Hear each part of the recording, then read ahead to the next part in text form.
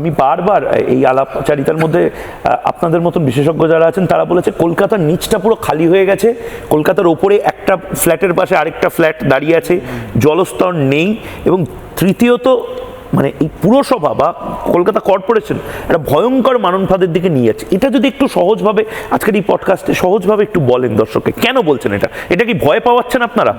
না না না, ভয় পাওয়ানোর প্রশ্ন না ময়ূক, এটা অনেক দিন ধরেই এই সমীক্ষা চলছে এবং এটা সম্পর্কে কলকাতা পুরসভাও অ্যাওয়্যার, অন্তত তাদের ইঞ্জিনিয়াররা, আধিকারিকরা।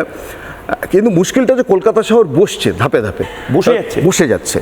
এবার দেখুন কলকাতা শহরের নিচে তো আমি জানি মাটি আছে, গঙ্গার উপরে উঠছে না, এবার আমি বলছি যে সমুদ্র উপরে উঠছে। আচ্ছা, এইবার আপনি ভাবুন একটা শহর এই মুহূর্তে মিন সি লেভেল থেকে, সমুদ্রপৃষ্ঠ থেকে আমাদের হচ্ছে যে 5 থেকে 6 মিটার উপরে আছি আমরা কেবল, অর্থাৎ 6 মিটার জলোচ্ছ্বাস যদি সমুদ্রে কোনো দিন হয় তাহলে কলকাতা শহরে কিন্তু সমুদ্রের জল খাবে দেখতে পাবেন। ফলে এইরকম একটা অবস্থায় শহরটা আস্তে আস্তে ডেবে যাচ্ছে, আর ওদিকে হচ্ছে সি লেভেলটা রাইজ করছে। আচ্ছা, তাহলে কি হবে যে আমাদের ডুবে যাওয়ার যে প্রবণতা সেটা খুব তাড়াতাড়ি, আপনি মিন সি লেভেলের যদি কাছাকাছি চলে আসেন তাহলে সমুদ্রে জলোচ্ছ্বাস হলে কলকাতার পাশে সমুদ্র কোথায়?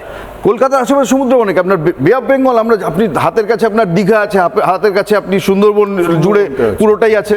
ফলে এই যে সমুদ্র এগিয়ে আসবে, সমুদ্রের জলোচ্ছ্বাস এখন কেবলমাত্র কোস্টাল এরিয়ার মানুষ খাবি খান, তখন কলকাতার মানুষ খাবি খাবেন।